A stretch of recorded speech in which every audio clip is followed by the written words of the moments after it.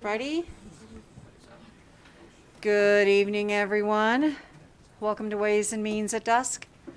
So if our staff is ready, I will go ahead and call the Ways and Means meeting to order. Staff, if you could please call the roll. Assemblywoman Benitez Thompson. Here. Assemblyman Frierson. Here. Assemblywoman Gorlow. Here. Assemblyman Hafen. Here. Assemblywoman Howdigi. Here. Assemblyman Levitt. Here. Assemblywoman Miller. Here. Assemblywoman Monroe Moreno. Here. Assemblywoman Peters. Here. Assemblyman Roberts. Here. Assemblywoman Titus. Here. Assemblywoman Tolles. Here. Assemblyman Watts. Here. Chair Carlton. And I am here, buried in files. So with that committee, we have 10 bills on the agenda for this evening. Since this is one of the first times we're doing this in person, and this is how we're going to start rolling through these, I figured I'd just kind of give everybody a little bit of a lay of the land. When we schedule this amount of bills, I'd like to do it because sometimes people aren't ready or something happens. So that way we have plenty of work before us. If we do not make it through all of the bills, if your bill is on the agenda this evening and we do not get to it, our next meeting will be Friday morning after the joint meeting with Senate Finance. We will be coming into Ways in this room, and those bills that are not heard this evening will go on to Friday, and we will try to get those done first and then go into Friday's agenda. So if you ever have one on the agenda and you don't make it, you'll be put on the next one, and we'll just keep rolling through as quickly as we can. Some bills take 5 minutes, some bills take a half an hour. That way when we come into the room, there's enough here for us to get accomplished. In one evening, we picked up 3 meetings worth of bills. So we've definitely got our work cut out for us in the next couple of weeks or so. I try to group bills together, so if I have someone here, they can address 2 or 3 bills at one time. So some of these bills this evening will be taken out of order. And for those legislators or folks who wish to watch from either the hallways, the lobbyist room, wherever, we will give you time to get here. You do not need to wait in the room. We have very limited capacity. And when we start scheduling 12 or 15 bills, we can only have like 9 people in here. So we would prefer you wait someplace else, and we will call you, have you come in, and go from there. And you always have the opportunity to testify by Zoom if you so wish. We just want to make sure that we know who's going to be in person and who's going to be on Zoom. Okay? So with that, committee members, if there aren't any questions, I think we can go ahead and begin this evening. I have Chairman Yeager here. So I believe, Assemblyman Yeager, if you'd like to go ahead and come up.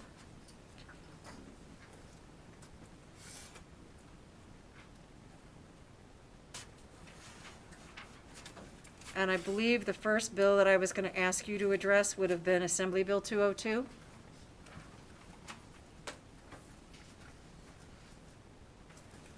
And what we'd like you to do is just give us the 30,000-foot view. And then I'll have Ms. Kaufman go through the reason why the bill is here. We can have a conversation and go from there. So welcome to the committee, Chairman Yeager. Thank you. Good evening, Chair Carlton, Vice Chair Monroe Moreno, and members of the Assembly Ways and Means Committee. My name is Steve Yeager. I represent Assembly District 9 in Southwest Las Vegas. It is a pleasure to present Assembly Bill 202 in its first reprint to you. I was going to come and do a deep dive, but I think maybe tonight just a shallow swim would be appropriate for Assembly Bill 202. Thankfully, it is not an overly complicated bill. All it does is caps the annual fees that a qualified organization must pay to conduct charitable gaming, caps the fee at $10 if the total value of the prizes offered by the organization in a calendar year does not exceed $100,000. In addition, the other change the bill makes, it requires an organization to register only one time annually with the Gaming Control Board. So those are the 2 changes, a $10 fee, one-time registration, and the intent behind the bill is just to make sure that the organizations can keep more of the money they collect to be able to fund some of the activities, and also to cut the red tape associated with charitable gaming. So with that, Madam Chair, I'd be happy to answer any questions. Thank you very much, Chairman Yeager. I'll have Ms. Kaufman go through the fiscal impact, and then we'll have some conversation. Thank you, Madam Chair. For the record, Sarah Kaufman, Legislative Council Bureau Fiscal Division. The Gaming Control Board has identified a loss of $8,000 per year in revenue as a result of the reductions in the in-person application fees of $25 to an annual fee of $10. This revenue is distributed to and therefore would be a reduction in general fund. Thank you. And do we have anyone from the Gaming Control Board on Zoom? Or signed in?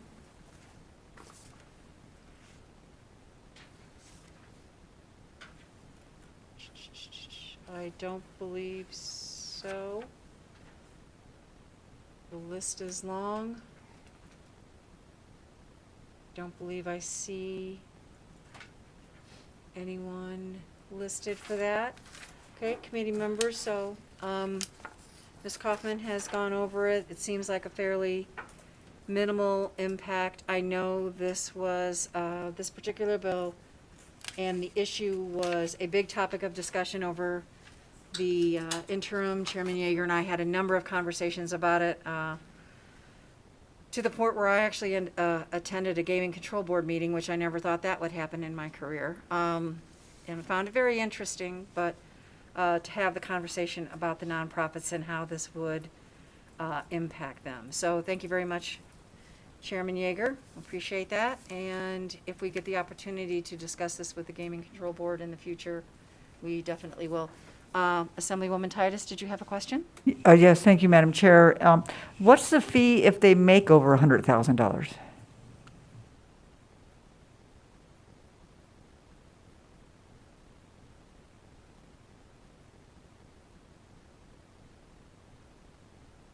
Steve Yeager for the record. Unfortunately, I don't have that in front of me. I think it's in the regulations that the Gaming Control Board has promulgated. Typically, those fees for charitable gaming are in the regulation. In this particular instance, we're putting the $10 cap in statute. But so whatever, I guess I'll say it this way, it's at least $25 because that's what it is in existing regulation. And of course, this statute will lay on top of that regulation for organizations under $100,000. And then if I'm not mistaken, in one of the bills we passed in the 2019 session, I think it's a higher fee for professional sports organizations. And that was really the genesis of the bill from 2019. So at least $25 and perhaps more. And that would be for every instance of charitable gaming. This bill, of course, requires a one-time fee, no matter how many you do in a calendar year. But if you're over $100,000, then you pay $25 for each instance of charitable gaming. Thank you. And follow-up, Madam Chair, to Ms. Kaufman. The Gaming Control Board's fiscal was $8,000 based on the fact that now they would only be getting $15 instead of 25. They would lose $15 for every event, and they did the math on how many paid, and it came to $8,000. Correct? Yes, Madam Okay. Chair, to you through to Senator Assemblywoman Titus. Yes, that is correct. The Okay. reduction would create a loss in revenues. All right. Thank you. Thank you for the questions. And if I remember correctly, Chairman Yeager, before the 19 session, small nonprofits did not have to pay for this. They never did have to register for it. So it's not as though this has been in effect for like the last 20 years. It was kind of a, everybody's got to pay it. And I appreciate the consideration of taking some of the smaller VFW, those types of things out of this because they're not as large. You go to a women's empowerment luncheon and there's a raffle for a wine basket. You have to pay $25 to register and the wine basket may only be worth $25. So we're trying to address those smaller nonprofits who sort of got sucked up in the vacuum of charitable gaming. Okay, thank you, Chairman Yeager, appreciate it. So with that, this is a hearing on Assembly Bill 202, so I will open it up for those in support of Assembly Bill 202. Seeing no one in the room in support, do we have anyone?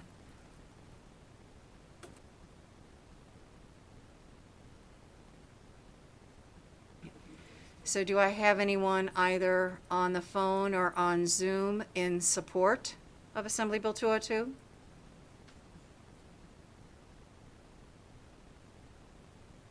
Broadcast services? Chair, let me check the calls. Thank you. If you would like to testify in support of AB 202, please press star 9 now to take your place in the queue.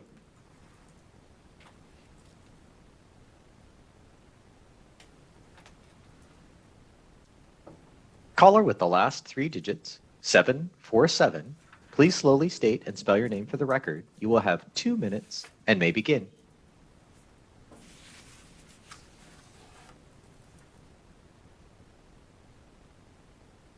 Caller 747, please press star 6 to unmute.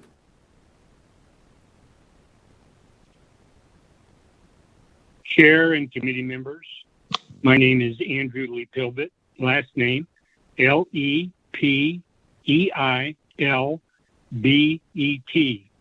and I represent the combat wounded veterans of the Military Order of the Purple Heart for Nevada and the 65 to 70,000 disabled American veterans in Nevada.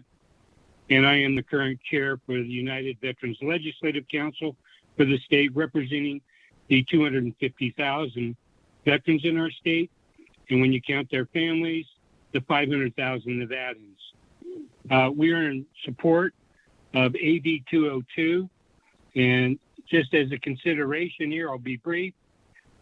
Before the last law was passed in the last session, many of our chapters and posts throughout the state from the various veterans organizations would have 50-50 or small penny raffles to help fund their operations in branch. Sometimes they didn't make $25 in those meetings. So 2 years ago, the majority of all of our veterans posts and chapters stopped doing these meeting fundraisers like 50-50s. So we absolutely support this bill and look forward to its passing. Thank you. Thank you very much for participating this evening. Is there anyone else on the phone line in support? For callers that just joined, to testify in support of AB 202, please press star 9 now to take your place in the queue.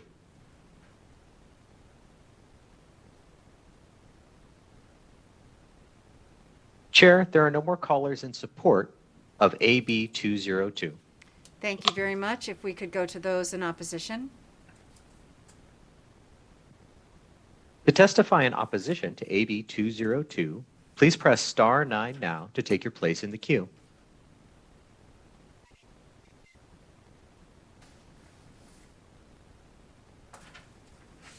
Chair, there are no callers in support of AB 202.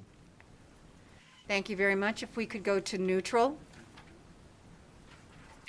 To testify in neutral on AB 202, please press star 9 now to take your place in the queue.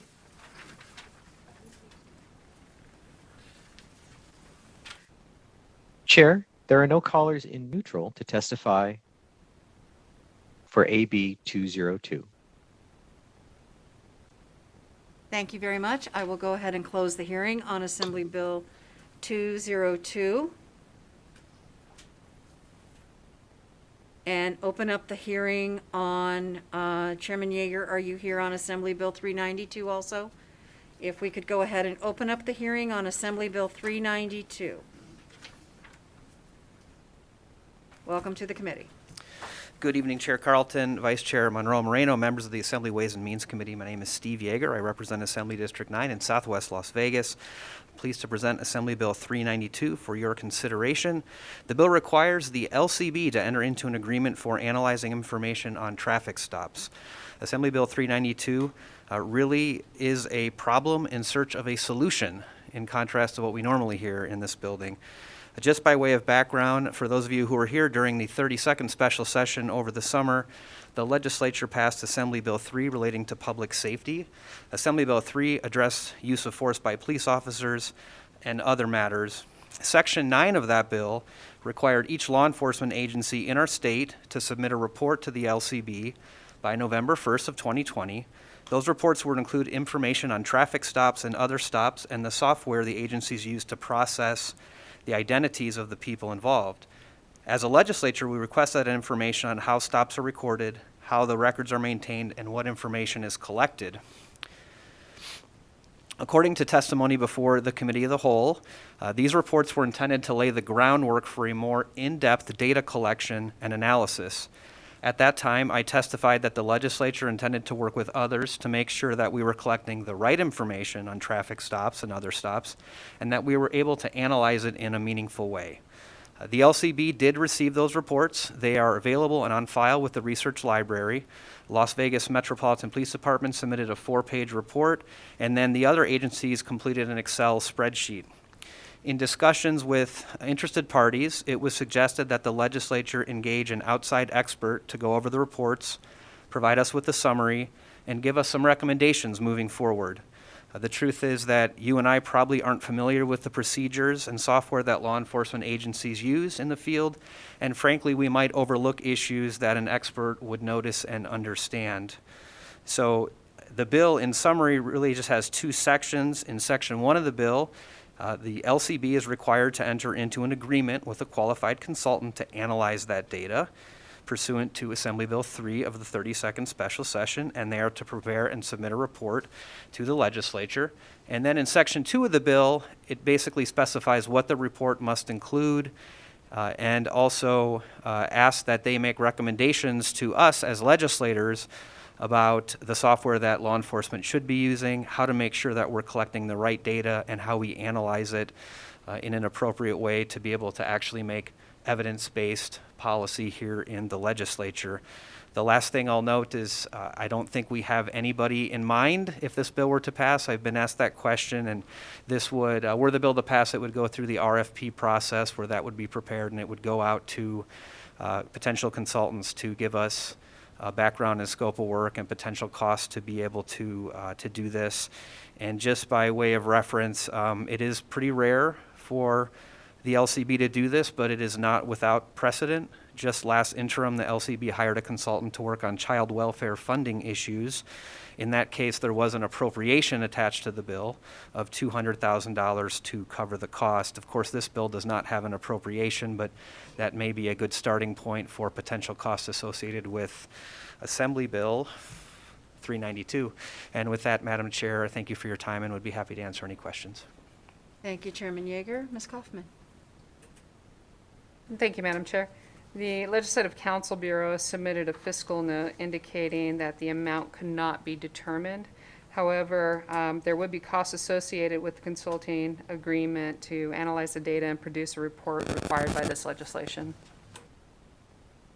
Thank you very much, and I guess the ball is now in the LCB's court for us to be able to figure out what that dollar amount actually looks like and how we move forward. So we'll give folks some time to address it. We know things were moving pretty quick for a while, so we'll give them an opportunity to have some conversations, but I'd like to ask you, Chairman Yeager, to have conversations with them also to make sure that they know exactly where you're going and what we'd like to accomplish so that we're all on the same page.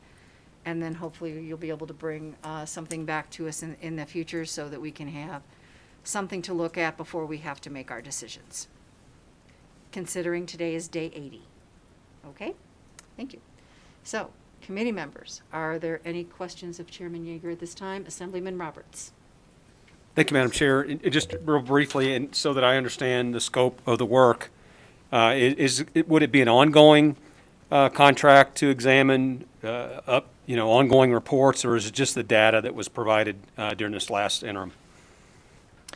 Thank you, Steve Yeager, for the record. Through you, Madam Chair, to Assemblyman Roberts. I would envision it being a one-time contract where essentially they're going to take the data that's provided now, which tells us what data is currently collected, how it's collected, the software that's used. They're going to be able to analyze that and then come back to us as a policy-making body to decide, are we collecting the right information? Should we mandate collection of different information? Should we make recommendations or perhaps require agencies to use particular software? So it would be that one-time scope, and I think that would help manage the costs as well. If we had a contract with a very specific scope of work and a price attached to it, then I think the parties would come in knowing what was going on. Of course, the future legislature could decide they want to engage another consultant in the future, but my vision would just be for a one-time project that would happen in the interim and hopefully have some action items for the 2023 legislature. And thank you very much for the answer, and I'm a big supporter of analyzing data the correct way and actually having some actionable outcomes, and so I look forward to hearing the proposal. Thank you, Madam Chair. Thank you, Assemblyman Roberts. Any other questions of Chairman Yeager at this time? Not seeing any. Thank you very much. So with that, we will go to the phone line and possibly to Zoom. For those, since this is a hearing on Assembly Bill 392, for those in support of Assembly Bill 392. To testify in support of AB 392, please press star 9 now to take your place in the queue.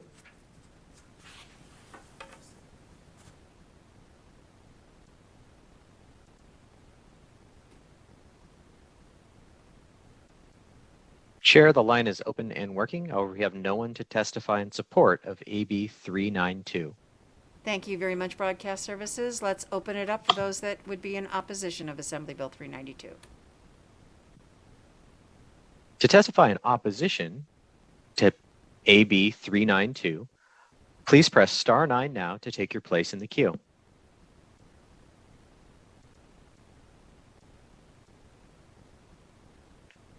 Chair, the line is open and working. However, we have no one to testify in opposition to AB 392.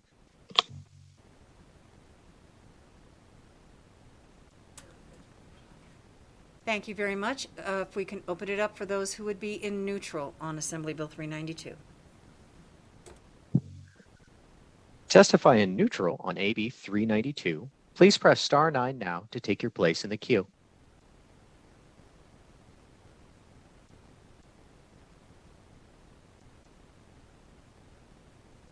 Chair, the line is open and working. However, we have no one to testify neutrally on AB 392. Thank you very much. And for clarification, Ms. Kaufman, Chairman Yeager had mentioned in other cases an appropriation was actually attached to the bill. If you could elaborate on that so the committee is aware of how that would work. Thank you, Madam Chair. For the record, Sarah Kaufman, LCB Fiscal. Yes, in other instances, similar bills have had a maximum amount. So, for example, a maximum of up to $200,000 be provided for either a study or some type of consultant or expert to come in. And so what would end up happening is the RFP would be issued, and the RFP could not exceed that specific amount. However, the appropriation would have to be provided in the bill. Thank you very much. So with that, committee members, I'm going to go ahead and close the hearing on Assembly Bill 392. And I am going to go ahead and go back to the top of our list here. I'll go ahead and open up the hearing on Assembly Bill 37.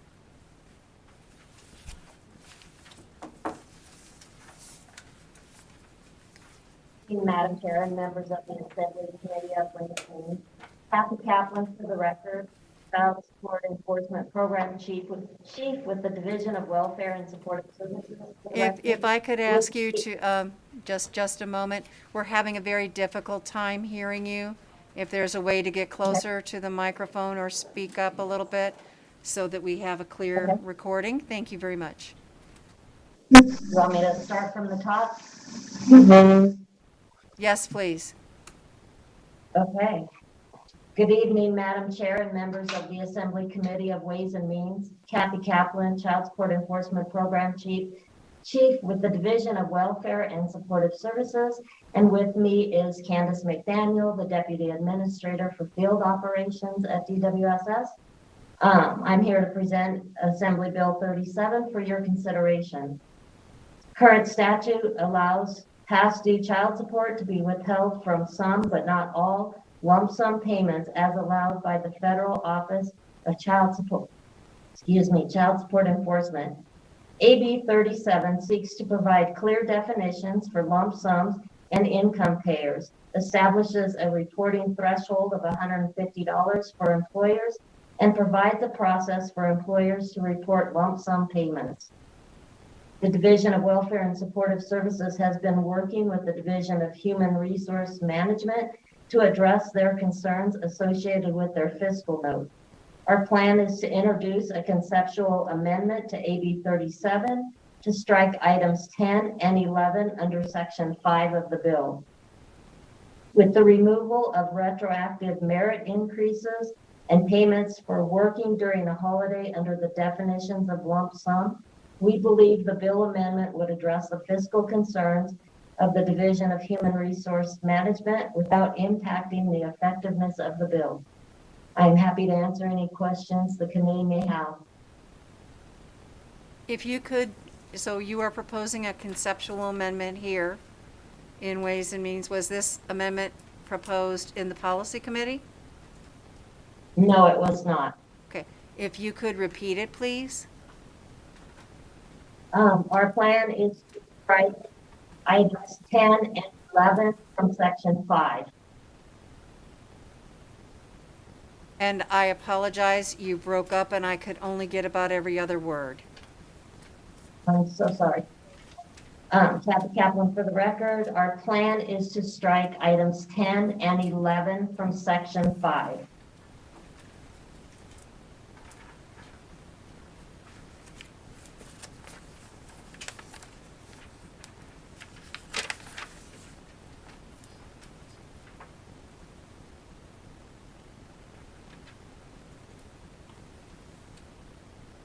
And could you expand upon how that would change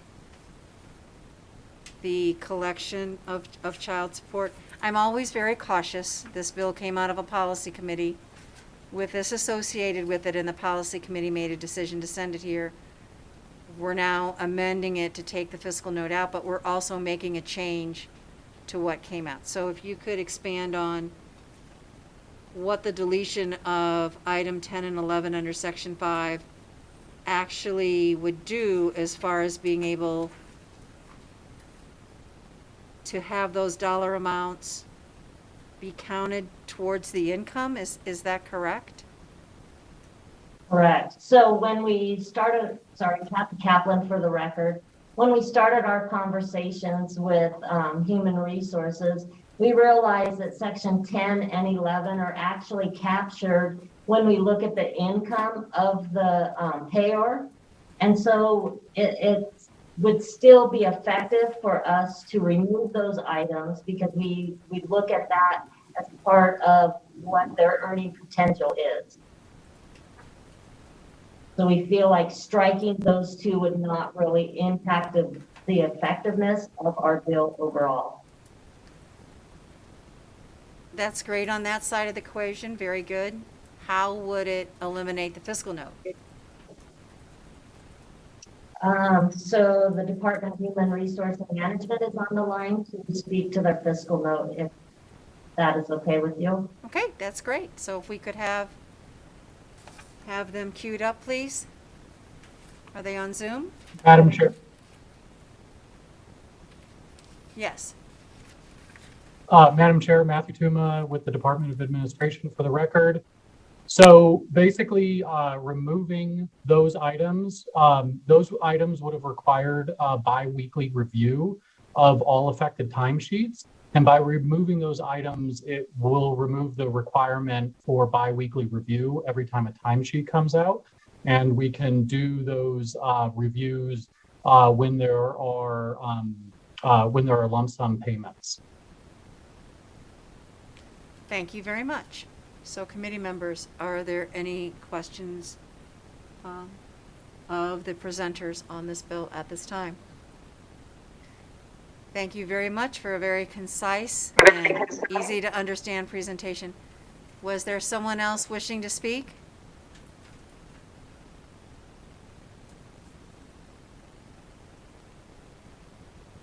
I don't think so. I think we just got some feedback from something. Right, not seeing any questions. This is the bill hearing, so I will go ahead and open it up. Broadcast Services, if we could open up the line for those in support of Assemblyville. Oh, I'm sorry, I skipped Ms. Kaufman. We got so into the amendment, I apologize. Ms. Kaufman. Thank you, Madam Chair. The information that I have is very similar to Mr. Tuma's. The unsolicited fiscal note from the Department of Administration was submitted, which identifies expenditures of $54,822 in fiscal year 2022 and $64,835 in fiscal year 2023. The lump sum payments would be manually processed by the payroll manager who would be performing these, and as such, the agency had indicated that there's approximately 400 records that would need to be reviewed bi-weekly for this provision, and the department indicates that it would take approximately 40 hours bi-weekly to perform this task. Thank you very much. So with that, I'll go ahead and open up the phone lines for those in support of Assembly Bill 37. To testify in support for Assembly Bill 37, please press star 9 now to take your place in the queue.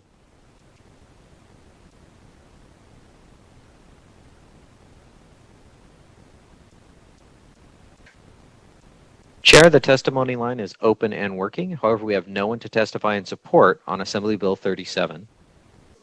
Thank you very much. If we could open it up for those in opposition, please. To testify in opposition for Assembly Bill 37, please press star 9 now to take your place in the queue.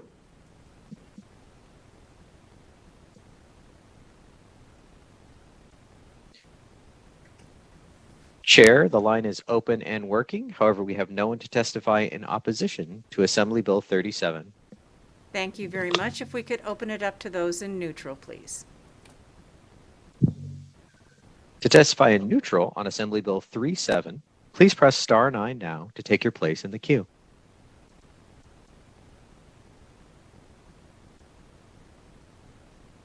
Matthew Tuma for the record.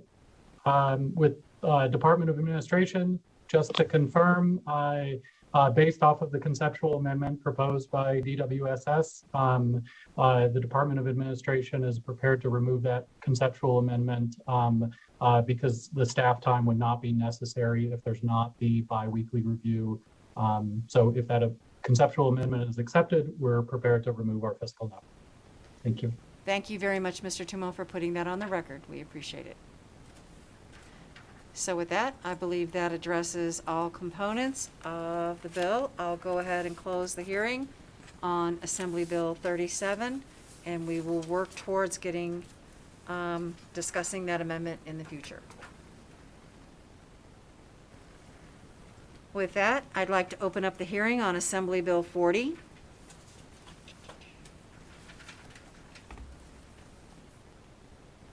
Good evening, Chair Carlton, members of the committee. I am Greg Lovato, Administrator of the Nevada Division of Environmental Protection.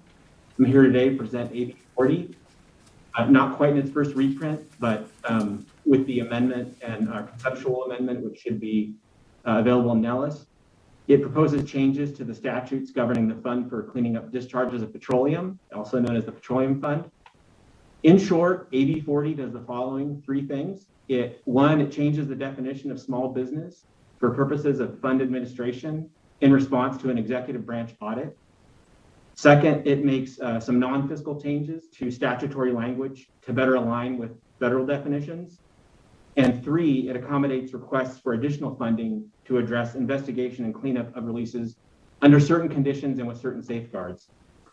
So just to bring you up to speed, the Assembly Committee on Natural Resources approved two conceptual amendments, one from NDEP and one submitted by the Nevada Petroleum Marketers and Convenience Store Association, which are reflected in Amendment number 68. However, during the drafting process, NDEP identified an error in Amendment 68, and as such has proposed a conceptual amendment to clarify some elements in the language. The amendment was submitted to the committee yesterday and is available in Nellis. So with respect to the first amendment, AB 40 in its first print corrects an existing mathematical error in NRS 445C 380 subsection 2. Specifically, section 5 subsection 2 clarifies the total amount paid from the fund pursuant to the subsection in one fiscal year for discharges from 2 or more tanks under the control of one operator, qualifying as a small business, must not exceed 1.9 million for cleanup and 1.9 million for any associated third-party liability. The correct amount in both cases should be 1.95 million. That's 2 million in coverage minus the $50,000 copayment. So that's a simple amendment. So additionally, during testimony on this bill in Assembly Natural Resources, representatives for the petroleum marketers requested an amendment to allow for additional funds beyond the 1 million needed for cleanup at certain sites. NDP accepted the amendment on the condition that safeguards be included to assure continued necessary, effective, and efficient use of the funds. Those changes are reflected in Section 6, subsections 3 through 7 of Amendment number 68. Finally, our proposed conceptual amendment to Amendment number 68 clarifies that the board review claims may approve additional $1 million allotments for an entire site to address discharges of petroleum rather than for each individual storage tank. So that's in Section 6, subsections 6 and 7. Releases may occur for multiple tanks at a site, and this amendment would limit individual additional allotments to 1 million on a per site basis instead of for each storage tank. So it's important to note that allowing the board to grant these additional funds is not expected to reduce the amount of funding available for transfer to the State Highway Fund or the pending request for up to $500,000 toward the NDEP greenhouse gas inventory included in AB 452. The reason being, there are very few leaking underground storage tanks that need to access above $1 million per release. Specifically, there have been 34 sites, that's 34 sites over the life of the fund, with 14 of those closed and 20 still open. By comparison, there have been 1,721 cases over the life of the fund, with 1,432 closed and 113 open. And of those 113, 20 still open that have needed additional funds. So the vast majority of the cases have been closed and the total number has been in decline over the years. However, for some individual cases, additional funds may be needed, hence the request for the amendment from the petroleum marketers. Additional minor language edits are included in Section 6, subsection 5A, and Section 6, subsection 5B3 and 5B7. So I appreciate the opportunity to present AB 40 for the committee's consideration and ready to take any questions you may have. Thank you very much. Ms. Kaufman, did you have anything else you'd like to add to that? Thank you, Madam Chair. This was recommended to be pulled into Ways and Means because the change of total paid from the funds for cleanup discharge of petroleum to any one fiscal year for charges for 2 or more storage tanks under control of any one operator from $1.9 million to $1.95 million for both cleanup and discharge, or excuse me, cleanup and damages. This may create a greater fiscal impact on the fund for cleanup, discharge of petroleum. Thank you. So committee members, are there any questions on the proposed amendment? And we are lucky to have the Chair of Natural Resources sitting right down there in the front row. So if he needs to open it up, I'd be more than happy to go to him first and then we'll go to other questions. Mr. Watts, anything? Thank you. Thank you, Madam Chair. And thank you, Administrator Lovato, for providing some of those figures to us. I guess looking specifically to the fiscal aspects of the bill, and so I understand that this proposed amendment is cleaning up and tightening up some of the language to ensure that that the disbursements from the fund would be handled appropriately. And you just spoke a little bit to the small number of projects over the life of the program that would be eligible for additional funding under the reprint of the bill. Do you have any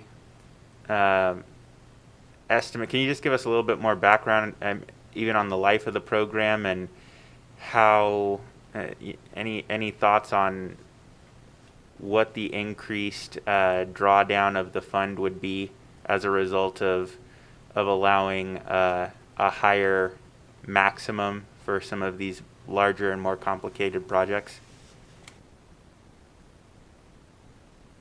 Thank you, Assemblyman Watt, Greg Lovato for the record. So as I mentioned before, there's 34 cases that have needed to access beyond the original cap of 1 million.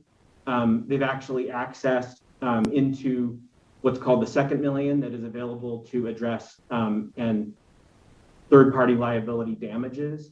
And so I actually don't think this will result in any additional expenditures. It will just allow future cases that need to access more than $1 million to access $1 million, not that's third-party liability damages, but just $1 million in investigation and cleanup. So I don't think there's going to be any increase, liability or expenditures from the fund going into the future as a result of this. But individual cases, will access this second $1 million from this additional $1 million, as opposed to the $1 million that's available now from third-party liability damages. Thank you. I think that's helpful clarification. Thank you, Madam Chair. You're welcome, Mr. Watts. Assemblywoman Miller? Thank you, Madam Chair. My question is a more overall general question in regards to, and I'm reading off the fiscal note and based on what you said about the change in definition for small business. So I just want clarity, and I'm not sure who can respond to this. Did we just change the definition of small business just for the petroleum fund program, or was that a statewide change where overall in Nevada we changed our definition of small business? Thank you, Assemblywoman Miller. Greg Lovato for the record. So AB 40 only proposes to change the definition of small business for the purposes of petroleum fund, and it won't apply to other parts of NRS. And we know that the businesses that operate gas stations are pretty unique compared to other small businesses. And we're asking in AB 40, the policy issue is to define small business more specifically through regulation. And so we have some ideas on how to do that and some suggestions, but we are proposing to do that through regulation in response to the executive branch audit. Okay, thank you so much for that clarification. Thank you. And thank you, Chair. You're welcome, Ms. Miller. Any other questions of our presenters this evening at this time? Ms. Benitez Thompson.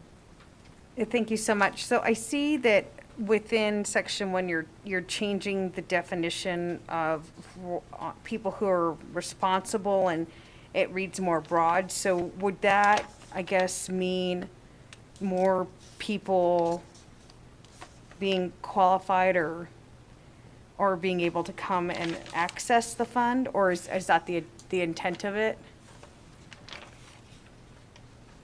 Thank you, Assemblywoman Benitez Thompson. This is Greg Lovato for the record. So yes, that change was basically to make sure that gas stations and owners of the property, as well as the business itself, do change over time, and we wanted to make sure that others could access the funds that were available, as opposed to just the original operator of the storage tanks at the time.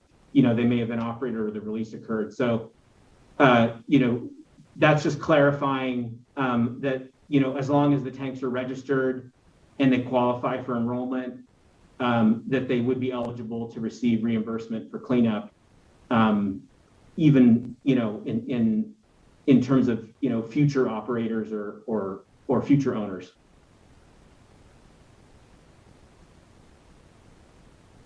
Thank you. Not seeing any follow-ups or any other questions at this time. I believe we can go ahead and proceed.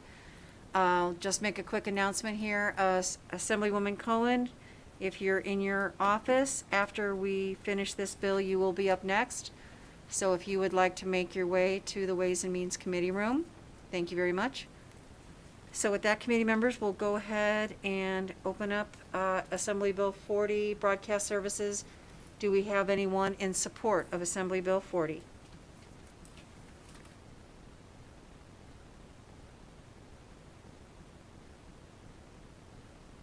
To testify in support of Senate Bill 40, Assembly Bill 40, please press star 9 now to take your place in the queue. Again, to testify in support of AB 40, please press star 9 now to take your place in the queue. Chair, the line is open and working. However, we have no one to testify in support of AB 40. Thank you very much. If we could go to those in opposition, please. To testify in opposition to Assembly Bill 40, please press star 9 now to take your place in the queue.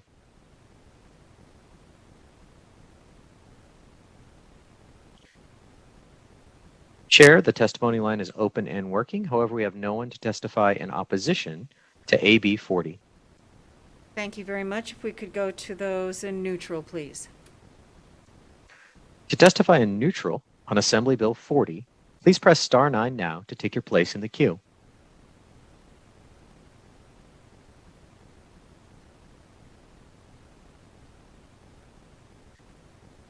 Chair, the testimony line is open and working. However, we have no one to testify in neutral on AB 40. Thank you very much, Broadcast Services. I'll go ahead and close the hearing on Assembly Bill 40, and I'll open up the hearing on Assembly Bill 121 and invite Chair Cohen to the dais.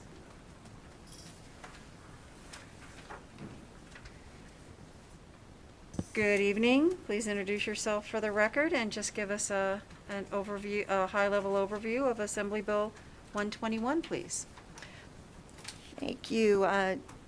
Chair Leslie Cohen, Assembly District 29.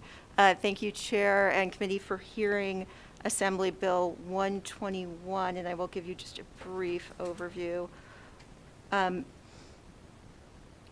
my computer is very slow, so just a second. Okay, so according to the Centers for Disease Control and Prevention, 26.8% of adults in Nevada have some type of disability. This demographic comprises a wide variety of voters, including people with cognitive, communicative, mobility, physical, or visual impairments. Federal and state laws affirm the right to an accessible, independent, and private vote for people with disabilities, and the bill extends upon those rights and codifies a method for a person with a disability to participate in this civic process. Primarily, the measure allows a person with a disability to use the effective absentee system for elections, or EAS as it's known, to register to vote.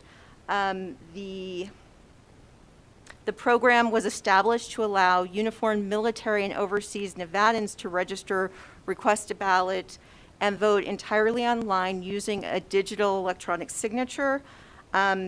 So for a bill summary, it's really simple. It's what AB 121 is doing is it's requiring the Secretary of State to allow EAS to be used by an elector with a disability to register to vote, and a registered voter with a disability to apply for and cast an absentee ballot. Then also, keep in mind the Secretary of State's office already has this program to allow disabled Nevadans to vote. What the bill is doing is essentially putting this program that works well into statute so that we know we're protecting the rights of Nevadans with disabilities. Additionally, another thing that we included in the bill is to amend UACAVA, which is the Uniform and Overseas Citizens Absentee Voting Act, and then just to align the same-day voter registration deadline provided to other Nevadans in UACAVA, and then provisions related to the deadline for receipt of a ballot to conform to allow those ballots to be received before close of business on the day of the election. So we're just kind of, since we were working on this for disabled voters, we realized that UACAVA and our statutes that we have right now just really aren't aligning, so this is just bringing them all together. And so Mr. Voloshin's here from the Secretary of State's office. He can handle any questions regarding the method of how this process works, and then to address their fiscal note. Thank you very much. We appreciate that. So with that, I'll go to Ms. Kaufman. Thank you, Madam Chair. A fiscal note was provided by the Secretary of State indicating that the bill would create a $75,000 fiscal impact in each year of the 2021-23 biennium to support a voter outreach campaign to educate voters.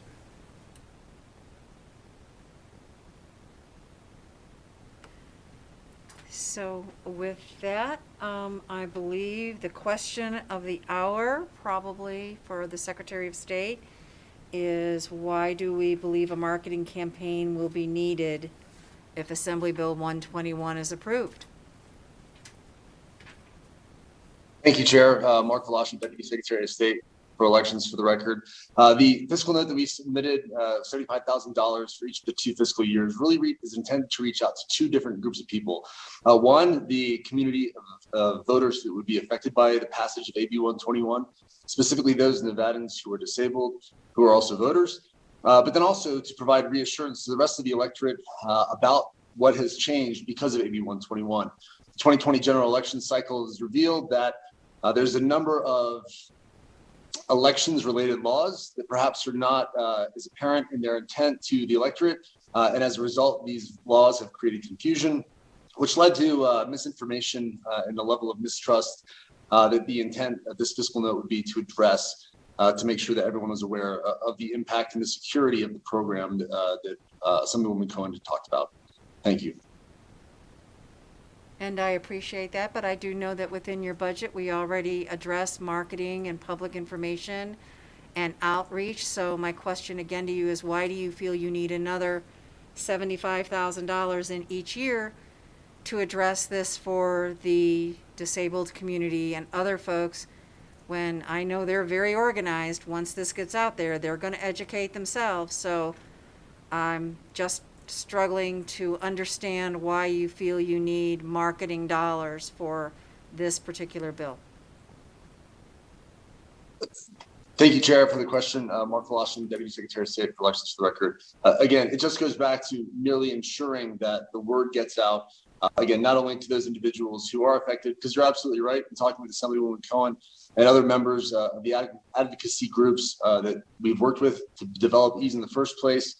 There's certainly a lot of interest and eagerness, if Assembly Bill 121 is passed, to get that information out there.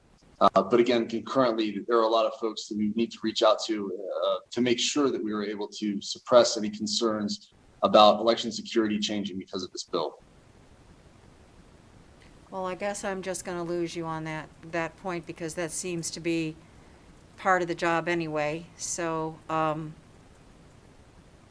not sure exactly how to address that. I can understand public education, but I'm having a hard time understanding playing defense on public education and outreach. So I guess we'll just have to continue that conversation, and I'll get some more information from you on that. So with that, committee members, I'd like to open it up. I'll have Speaker Frierson, and then I'll go to Assemblywoman Tolles afterwards. Thank you, Madam Chair, and I think you're touching on my concern, and that is when we come here to assess the cost of implementing proposed legislation. This doesn't sound like this is required to, in order for us to pass and even implement this policy. This just, I mean, I guess probably 80% of the bills that we pass here could benefit from a public education campaign, but that doesn't mean that it's required in order for us to actually pass a bill. So this seems to me to be a Secretary of State office bill request, quite frankly, and coming from a good place. But there are a lot of areas where we could benefit from better public education, but it doesn't mean we don't pass the policy that can be implemented. And as you indicated, community organizations and other people that are familiar with it can also use their own networks in order to educate the folks that are the most impacted by this. So I certainly understand the interest in wanting to put forth an effort to educate a community that could benefit from it, but it just doesn't sound to me like this is a fiscal note on a bill as opposed to a standalone policy request to be able to better implement it or better educate the public about it. Thank you, Speaker. I don't think there's a need for a response on that one. Assemblywoman Tolles. Thank you, Madam Chair. And I was wondering, in a similar fashion, if the fiscal note was rather going to be to expand software or expand, the technological aspect of the implementation. So I take it that there's no fiscal note for that piece of it. Thank you, Assemblywoman Tolles, for the question. Mark Voloshin, Deputy Secretary of State for Elections, for the record. That is correct. There is no fiscal note related to the modification of the program itself. Already, the program is ADA compliant. We would work with the advocates to make sure that if as new ADA requirements developed over time, or again, upon passing of the bill, if there were any that needed to be modified, we would be able to do so, but we accepted that as part of the routine course of our sustainment for the various programs that we've established, including EASE. Thank you. Madam Chair, may I ask a follow-up? Yes, please. Thank you. Go ahead, follow up. Thank you. So I understand you just say that could be absorbed by the department already. So then my next question would be back to this fiscal note in regards to expansion of an outreach and education program. If and it's not sounding like it's going this direction, but if it were to be approved, are you thinking that it's going to go past the 22-23 cycle, that this would be something in perpetuity? You would need an additional $75,000. I know we're only making a decision for this biennium, but I'm just trying to anticipate what the road ahead might be. Thank you for the question. No, ma'am, that is not the intent to have that in perpetuity. The intent would really be to, again, address to an extent the individuals that would be affected, and then really, again, to make sure that the rest of the electorate that perhaps weren't affected by this, that they were not concerned about, again, increases in cybersecurity risks or anything else that might relate to a degradation of their trust in the election process. Thank you. And just to clarify earlier, if I may, I believe Assemblywoman Cohen had alluded to that this program is already in existence and is currently being performed, and we are merely just placing this in statute to protect it. So doing it in the recent past, dollars weren't needed to do it, but now that it's going to be in statute, we believe there will be dollars needed to accomplish it. Thank you, Chair, for the question. Yes, that is correct. Okay. I'll go to Assemblywoman Gorlow. Thank you, Chair. I just had a quick question about the marketing. If you were to receive these funds, what would that marketing outreach actually look like? Are we talking bus shelters, ads in magazines, mailers? What would that look like? Thank you, Assemblywoman, for the question. Mark Voloshin, Deputy Secretary of State for Elections, for the record. The intent of the outreach program, again, would really be twofold. First, we would work closely with the advocates. That could look, again, depending on the community that we'd be talking about and trying to get our information to, would be, of course, tailor-made to reach those individuals.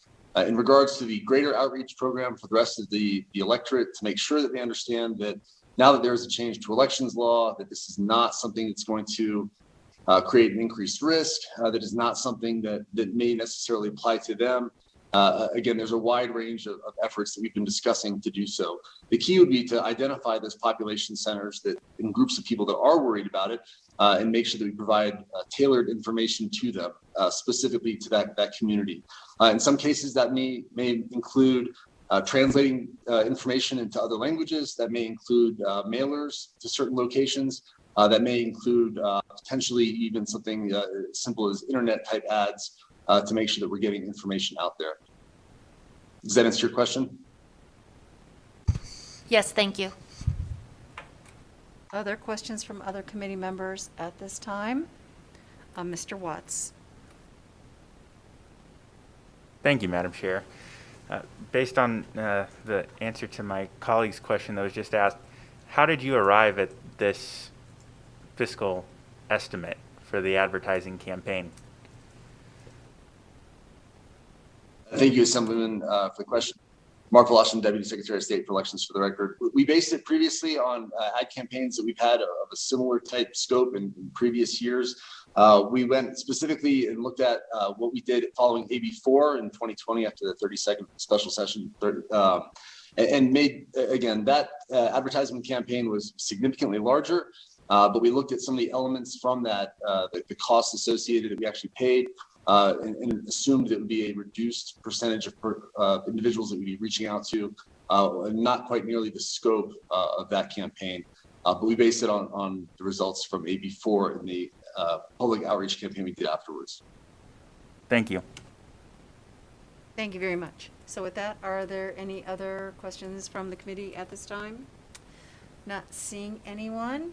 So with that, I believe we can go ahead and go to the phone lines for support of Assembly Bill 121, Broadcast Services. If you could please open up the lines for support.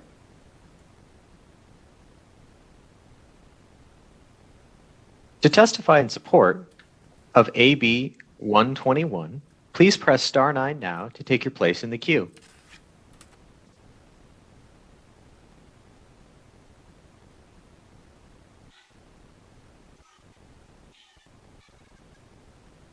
To testify in support, caller with the last 3 digits, 120, please press star 6 to unmute. Please slowly state and spell your name for the record. You will have 2 minutes and may begin.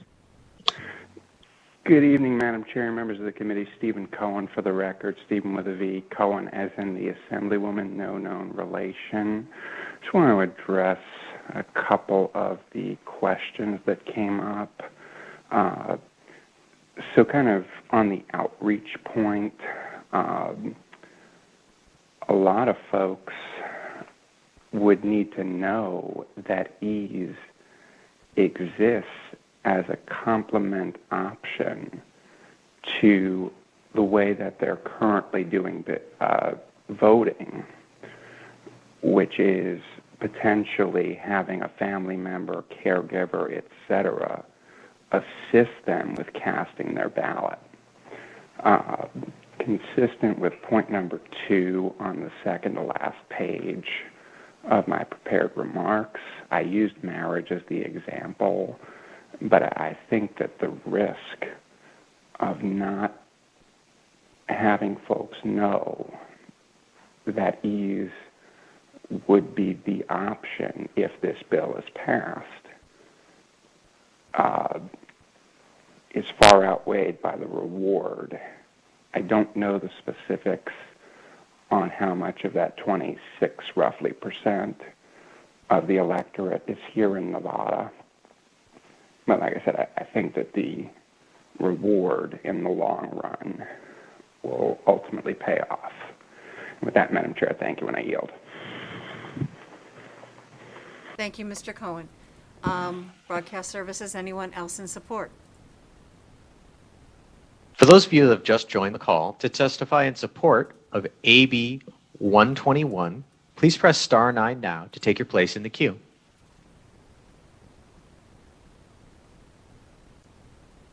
Caller with the last 3 digits, 653, please slowly state and spell your name for the record. You will have 2 minutes and may begin. Good evening, Madam Chair Carlton, Vice Chair, rest of the committee. Good evening, Awesome Cohen. My name is Dora Martinez. I represent the Nevada Disability Peer Action Coalition.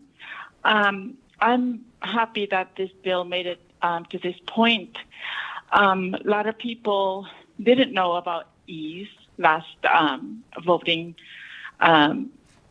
session. I think it was only under 100 or so that were known about it, so they were happy to do. But moving forward, public awareness is needed, and we, as a blind person, as a blind user of MacBook, iPhones, iPad, I would be willing to volunteer and help make this, open to the public information. Also, if you all are not aware, the University of Nevada, Reno, at the Nevada Centers for Excellence in Disability, here in William Raggio building, there is a Nevada Assistive Technology Resource Center run by Mr. Scott Young, project manager for ADA Nevada. They have a loan library where there's all kinds of assistive technology and a person who is visually impaired here in the north and one in the south who is hard of hearing and I think he's visually impaired as well. They can train, it's like a peer-to-peer training group. So, I would advise the Secretary of State to reach out to them and we can help make this possible. Thank you so much and have a great evening. And thank you very much for participating. With that, Broadcast Services, is there anyone else in support, please? Chair, the testimony line is open and working. However, we have no more callers in support of AB 121. Thank you very much. If we could go to those in opposition, please. To testify in opposition to AB 121, please press star 9 now to take your place in the queue.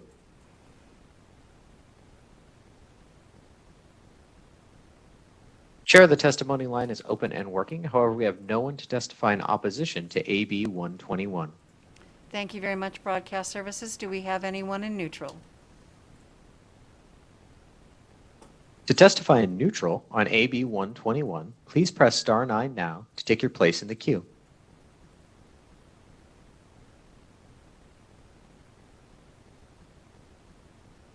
Chair, the testimony line is open and working. However, we have no one to testify in neutral on AB 121.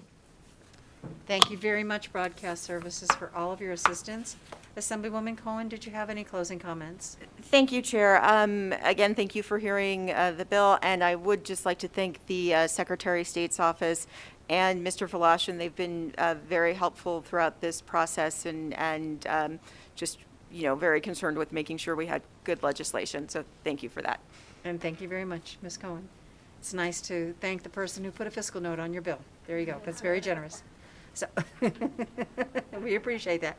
So with that, I'm going to go ahead and close the hearing on Assembly Bill 121. And we will open up the hearing on our next bill, Assembly Bill 147.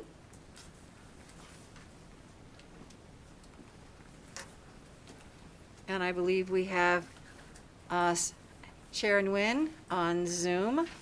So with that, I'll go ahead and open it up. If you would like to give us a high-level overview of the bill, and we'll proceed from there. Good evening. Welcome to your first time testifying before Ways and Means.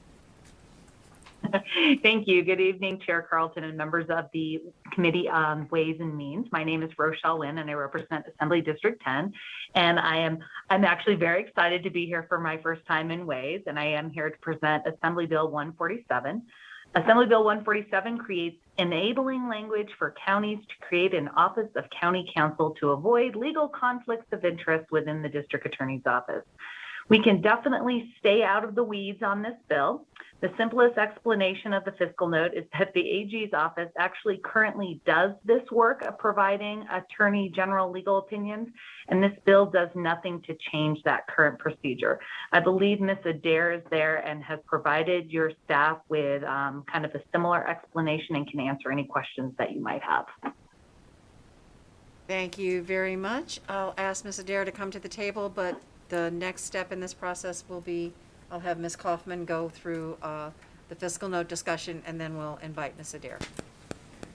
Thank you, Madam Chair. There were no fiscal notes associated with this piece of legislation. However, fiscal staff contacted the Attorney General's office to determine if there was a fiscal impact if this bill were to be approved. And according to the Attorney General, it uses an hourly billing rate from the Attorney General cost allocation plan to charge entities for services that are not included under the state's cost allocation plan, such as boards, commissions, and counties. Currently, that rate is $154.36 per hour, and if the Attorney General opinion is requested that requires more than 13 hours of legal work, it could cost over the $2,000 threshold.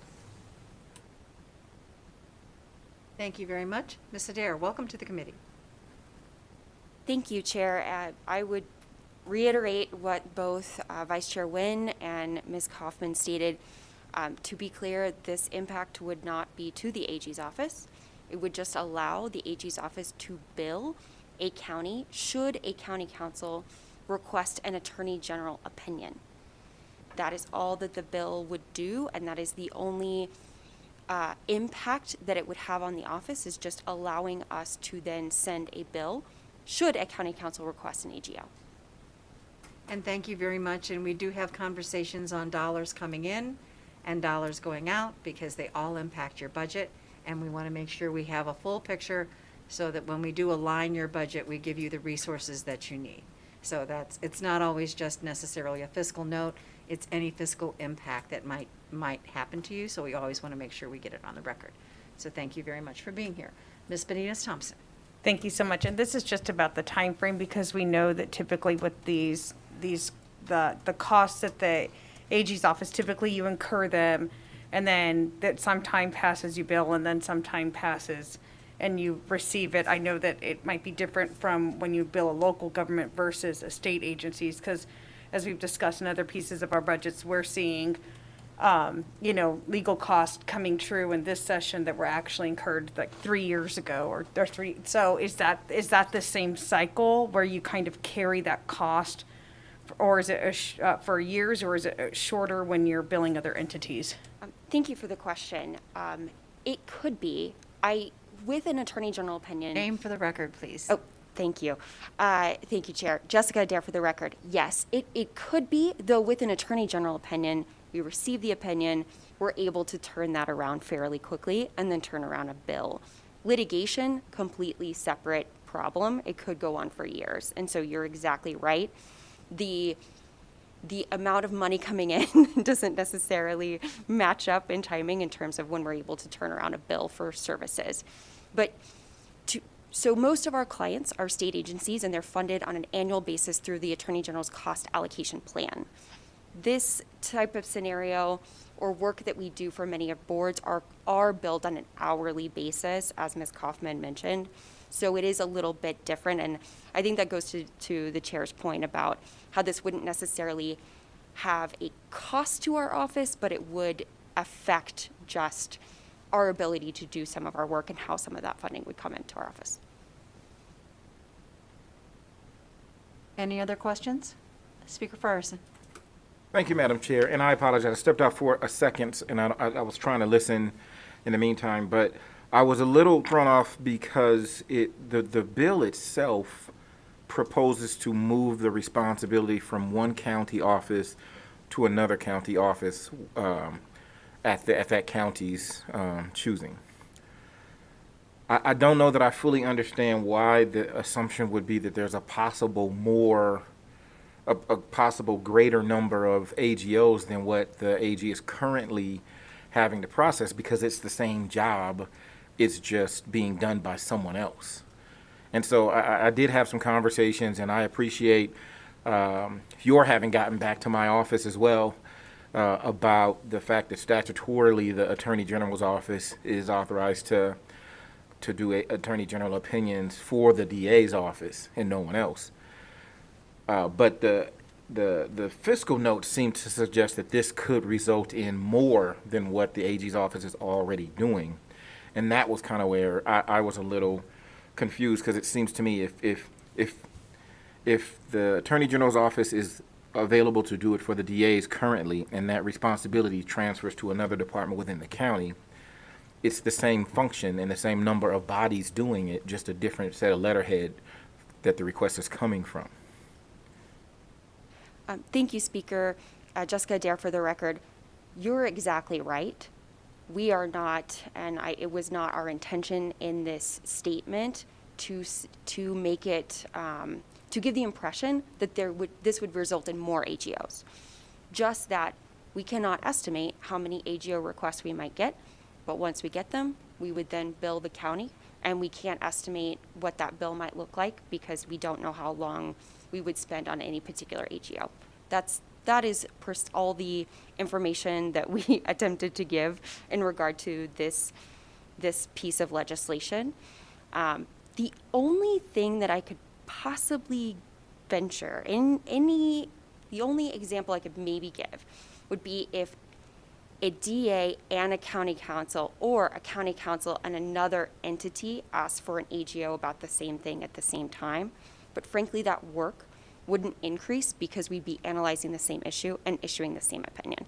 So I don't believe that this bill would create more work. It just gives us the ability to bill a different entity. Are there any other questions from any other committee members at this time? Not seeing any. Thank you very much, Ms. Dare. So with that, I'll open it up to broadcast services. If we could open it up to folks in support of Assembly Bill 147.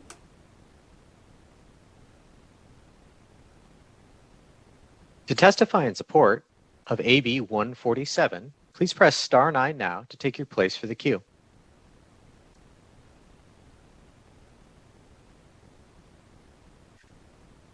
Chair, the testimony line is open and working. However, we have no one to testify in support of AB 147.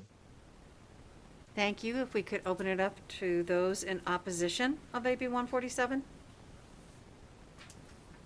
To testify in opposition of AB 147, please press star 9 now to take your place in the queue.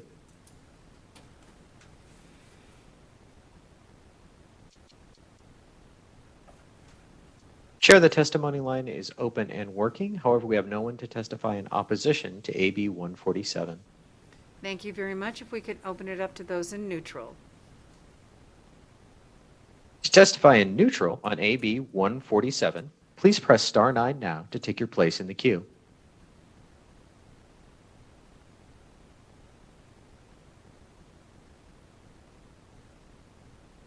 Chair, the line is open and working. However, we have no one to testify in neutral on AB 147. Thank you very much. Ms. Nguyen, did you have any closing comments? Rochelle Wynn for the record. No, I do not. Thank you for your time. Thank you very much. And were you here for any other bills this evening, Ms. Nguyen? I am. I'm here for Assembly Bill 393. So since we have Ms. Nguyen in the hot seat at this moment, we'll go ahead and open up the hearing. Actually, I'll close the hearing on Assembly Bill 147. I will open up the hearing on Assembly Bill 393. If we could have a high-level overview, and then we will proceed. Thank you, Chair Carlton. Again, Rochelle Wynn for the record. Assembly Bill 393 is actually a cleanup bill for Assembly Bill 236. As you'll recall, that was an omnibus criminal reinvestment reform bill that passed in 2019. That bill in 2019 required the Sentencing Commission and specifically the Nevada Department of Sentencing Policy to collect and analyze data and cost savings to the state based on the enactment of AB 236. This bill actually didn't go into effect until July of 2020. This fiscal note is an intended consequence of this cleanup bill of Assembly Bill 393 of this session, and it is here based on the added responsibilities that 236 and now AB 393 have created for this the Nevada Department of Sentencing Policy. The executive director of the Nevada Department of Sentencing Policy is also on the Zoom. I see Victoria Gonzalez on here, and I'm sure she can also answer any additional questions that the committee might have regarding that fiscal note. Thank you very much. We'll go to Ms. Kaufman, and then we'll go to Ms. Gonzalez. Ms. Kaufman. Thank you, Madam Chair. The Department of Sentencing Policy identified a fiscal impact of $75,345 in fiscal year 2022 and $96,987 in fiscal year 2023 to fund a management analyst position to build and maintain databases so that the data can be provided to the Commission and to support the Nevada Local Justice Reinvestment Coordinating Council. Thank you. Ms. Gonzalez. Thank you. Good evening. My name is Victoria Gonzalez, Executive Director of the Department of Sentencing Policy. I've submitted a one-page synopsis that bullet points why the fiscal impact to our department. As Assemblywoman Wynn discussed, what led to AB 236 was robust data collection and analysis and aggregation and disaggregation And we are here to support the continued assessment of those outcomes from AB 236. In order to do that, we need the support of this management analyst to help us build those databases in order to continue helping this legislature and the state as a whole continue to make the data-driven recommendations for corrections and sentencing that were able to be developed for AB 236. And I'd be happy to answer any questions that members of the committee may have. Thank you very much. I'll open it up to the committee for questions. Does anyone have questions of Ms. Nguyen or Ms. Gonzalez at this time? Very concise, easy to understand presentation. They intentionally wanted the money on there because they have a job to do. That's how I boiled it down. Not seeing any other questions from any committee members. With that, we'll go ahead and go to the phone lines. If we could go ahead and open up the lines for those in support of Assembly Bill 393. To testify in support of AB 393, please press star 9 now to take your place in the queue.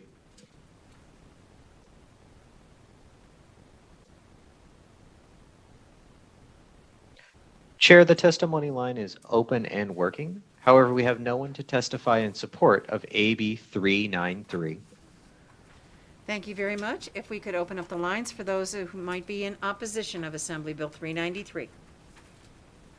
To testify in opposition to Assembly Bill 393, please press star 9 now to take your place in the queue.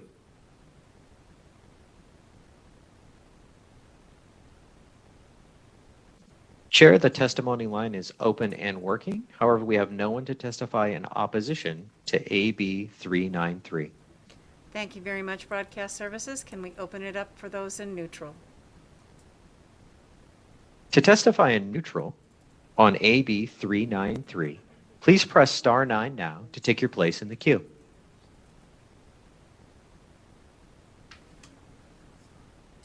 Chair, the testimony line is open and working. However, we have no one to testify in neutral on AB 393.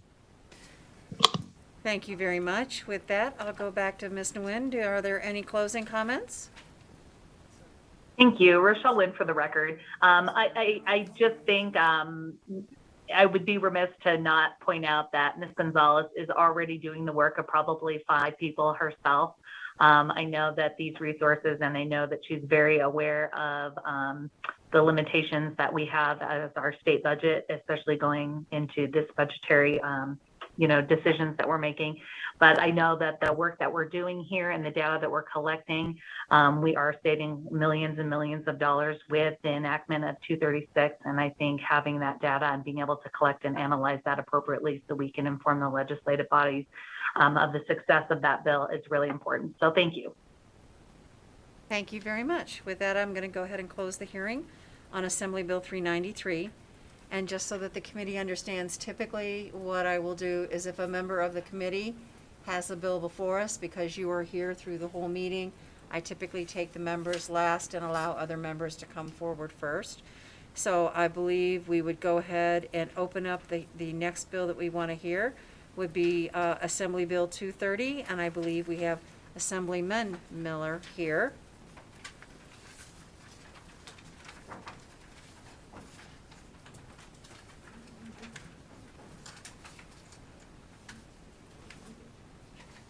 Good evening, Mr. Miller. Welcome to the Committee on Ways and Means.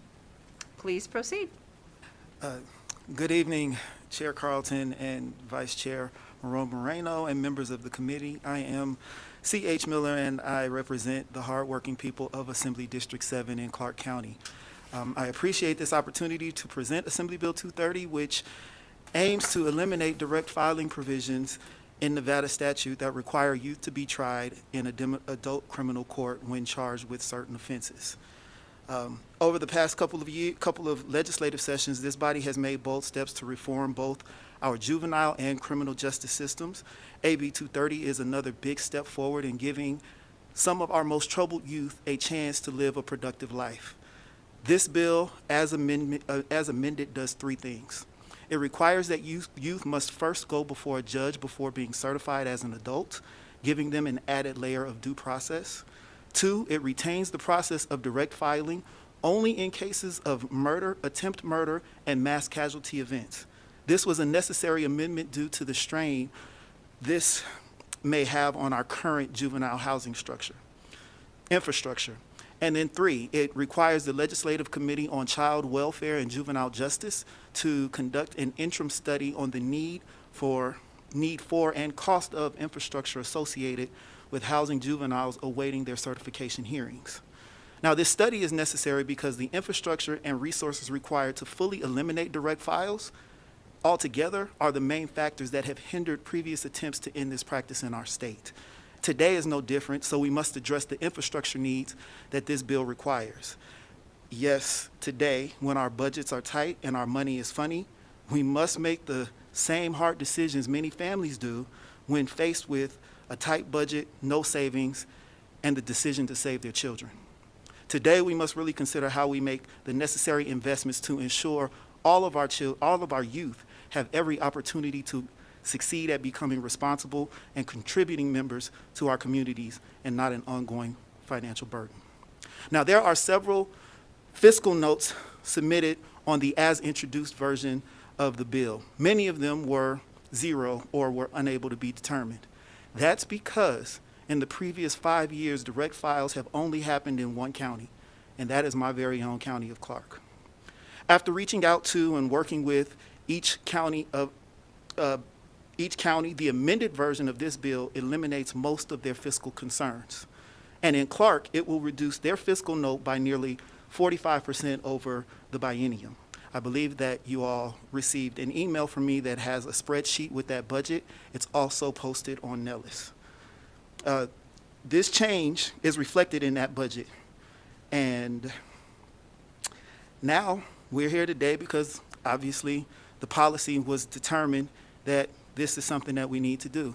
Now it's our turn to determine how much we can squeeze out to invest in what could be our last opportunity to save some of our most troubled young people from a life of recidivism in and out of our prison system. So as we consider this, I'd like to bring to the forefront of your mind that there has been a diligent effort by this body and local governments to use diversionary programming to keep our youth out of this system altogether. And if they do have a situation that gives them a brush with our justice system, there are now things like youth level service assessments that are aimed at assessing young people with the goal of aiding a judge in making a decision for probationary release while providing the necessary services the youth need to be successful in their release. This was AB 457 from the 2017 session, and many of the members of this committee voted for that legislation. There are other strategies that are also geared toward diverting our youth from being housed in any corrections facility. So we should expect that our infrastructure needs should be reduced, or at the very least, not expect them to increase. Now, that is not to negate the legitimate needs of our juvenile system to adequately support this bill. Now, it's no secret that my goal and the 30 other legislators that signed on to this bill eventually want to eliminate direct files in our state altogether. And as I finish here, I'll just note one last thing. The bill in its original form would do just that by eliminating the state's only juvenile housing unit, and the state would begin seeing a measurable yearly savings that could ultimately offset the costs that's needed in Clark County. However, with the amended version of the bill that we're considering today, those actual savings are difficult to calculate. Nonetheless, data and numbers don't lie. So it would be interesting to see how effective we have been at diverting our youth and seeing any savings on housing as a result. With that, Madam Chair, I am ready for the committee's questions. Thank you, Mr. Miller. So with that, I'll go to Ms. Kaufman. Thank you, Madam Chair. As amended, the bill requires the Legislative Committee on Child Welfare and Juvenile Justice to conduct an interim study which may result in additional expenditures in order to complete. The Division of Child and Family Services indicated that the fiscal impact cannot be determined. It is unclear how many youths would be committed to the juvenile justice system rather than served as a criminal justice system. And the Department of Corrections has submitted a fiscal note on the bill as introduced, identifying that cost savings as minor offenders would no longer be under their jurisdiction. Thank you. And did we have anyone from any of the agencies. I see a camera and red bar on our video monitor, so I see no one on Zoom. Let me check my list to see if there was someone available to address any of the issues.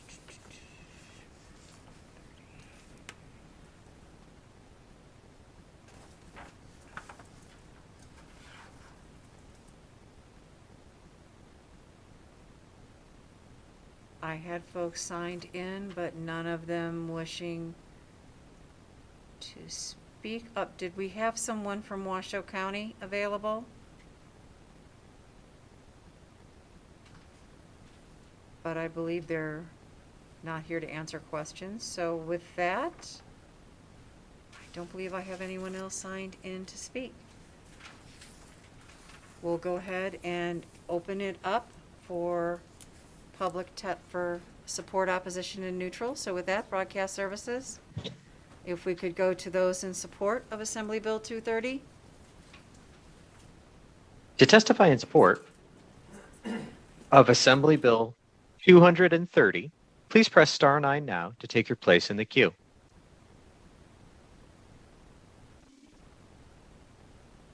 Caller with the last 3 digits, 229. Please slowly state and spell your name for the record. You will have 2 minutes and may begin.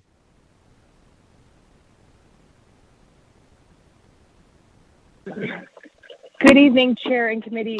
This is Jamie Rodriguez from Washoe County. I'm actually neutral. I was just trying to raise my hand earlier when you were asking for me. So, Madam Chair, I'm happy to defer to you if you would like me to go ahead and speak now or come back when it's time for neutral testimony. Go ahead and we'll just mark you down as neutral. There's no reason to go out and come back in. So please proceed. Okay, thank you, Chairwoman. Committee, Jamie Rodriguez again for the record, Jamie Rodriguez.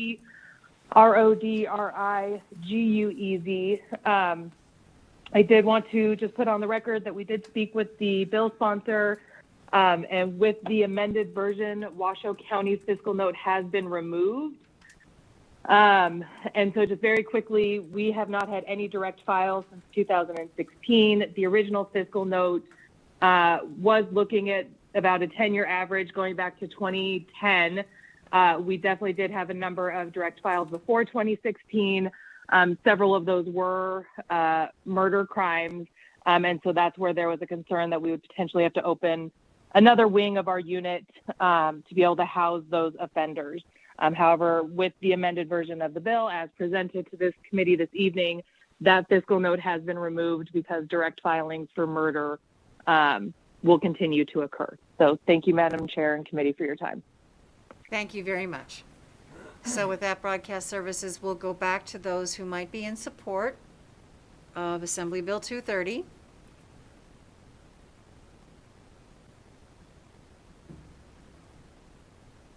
Caller with the last 3 digits, 182. Please slowly state and spell your name for the record. You will have 2 minutes and may begin. Good evening, Madam Chair and members of the Ways and Means Committee. For the record, my name is Ariel Edwards, ARIELLE-EDWARDS, on behalf of the City of North Las Vegas, testifying in support of Assembly Bill 230. The City of North Las Vegas supports this measure and would like to thank the bill sponsor, Assemblyman Miller, for bringing it forward. We urge its support and passage. Thank you so much for your time and consideration. Thank you very much. Broadcast services, anyone else in support? Caller with the last 3 digits, 130. Please slowly state and spell your name for the record. You will have 2 minutes and may begin. Good evening, Chair and members of the committee. For the record, my name is Christine Saunders. That's CHRISTINE SAUNDERS. And I'm the Policy Director with Progressive Leadership Alliance in Nevada, here in support of Assembly Bill 230. Investments we make in our youth today will help put them on a path toward success and less likely to interact with the criminal justice system as adults. We urge your support of this legislation. Thank you. And thank you very much. With that, anyone else in support? Chair, the testimony line is open and working. However, we have no more people to testify in support of AB 230. Thank you very much, Broadcast Services. Let's open up the line for those in opposition, please. To testify in opposition to Assembly Bill 230, please press star 9 now to take your place in the queue.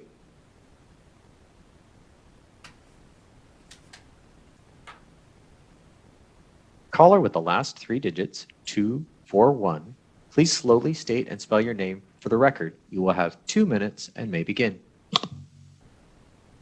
Good evening, Chair Carlton and members of the Assembly Ways and Means Committee. My name is Alex Ortiz, ALEX-ORTIZ, representing Clark County. Clark County opposes AB 230 as written and amended, but only due to the fiscal impact on Clark County and not the policy issues. We did speak with the sponsor about our concerns earlier this week and have throughout the process. Clark County submitted a fiscal note to the LCD Fiscal Analysis Division on the original bill. This fiscal note, as you know, is available on Nellis. Now, Amendment 143, which was adopted last week, 1, removes sexual assault offenses and offenses involving the use or attempted use of a firearm from automatic certification to adult court, and 2, requires an interim study about the need for the cost of the infrastructure associated with housing juveniles awaiting certification for criminal proceedings as an adult. Due to the provisions of this amendment, we reduced our fiscal impact from what we originally submitted to the LCD Fiscal, which is available on Nellis, to $3.2 million in fiscal year 2022, $3.3 million in fiscal year 2023, and $6.5 over the biennia. Assemblyman Miller testified earlier that he had posted this information, I think sent you all an email about the spreadsheet that we provided to him, and it's also been posted on Nellis as well as an exhibit for this bill. The reduction of our fiscal note is based on our expectation of opening 1 high-security housing unit and not 2 as originally estimated, to hold the number of juveniles that may be impacted by this legislation as amended in our juvenile detention center. These estimates include costs to staff the additional high-security housing unit, as well as provide food, supplies, nursing, and mental health services to the juveniles housed in this unit. I want to thank you for your time tonight. Thank you, Mr. Ortiz. Is there anyone else in opposition to Assembly Bill 230? Chair, the testimony line is open and working. However, we have no more callers to testify in opposition to AB 230. Thank you very much. We've already had 1 person in neutral. Is there anyone else in neutral on Assembly Bill 230? To testify in neutral on Assembly Bill 230, please press star 9 now to take your place in the queue.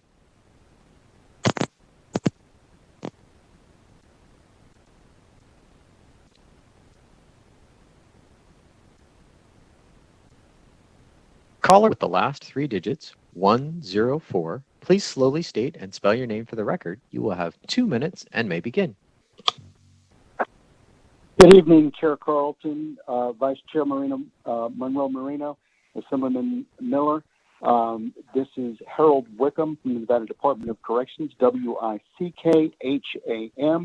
We are testifying in the neutral, and I would just like to state for the record that we really appreciate Assemblyman Miller bringing this bill forward, and we think it would result in a significant cost savings for the state. Again, thanks for all you do, and have a good evening. Thank you.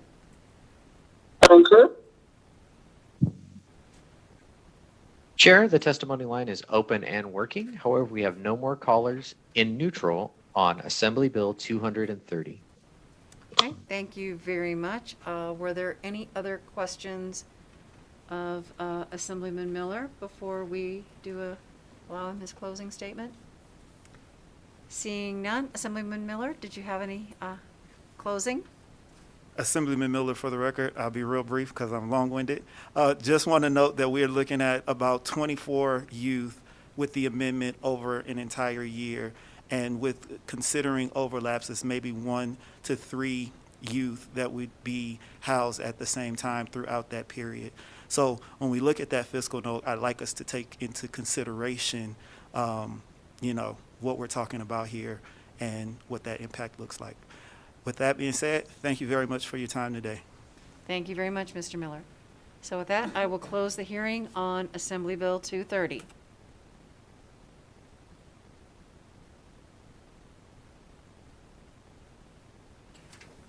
I believe the next bill that we'll have up for hearing is Assembly Bill 166. We'll invite Committee Member Hafen to the testimony table.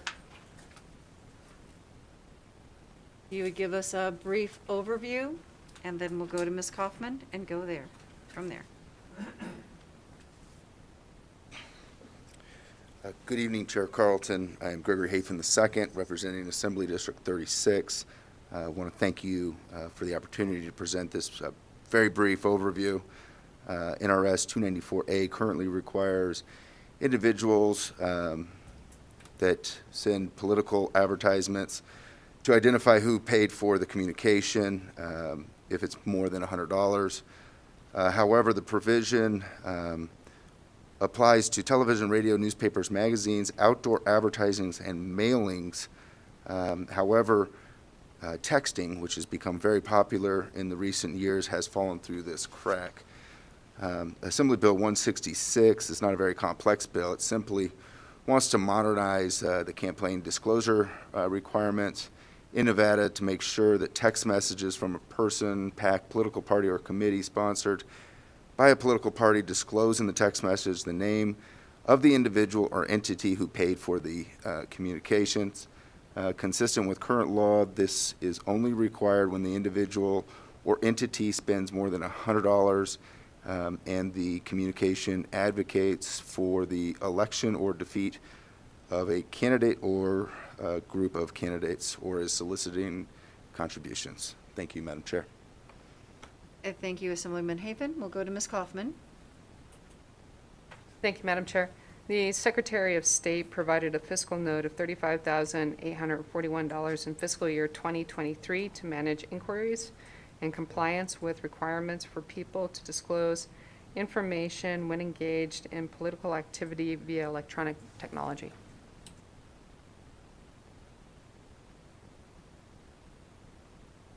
Thank you very much, Ms. Kaufman. We'll go to the Secretary of State's office. Good evening. Thank you, Madam Chair. Mark Volashin, Deputy Secretary of State for Elections, for the record.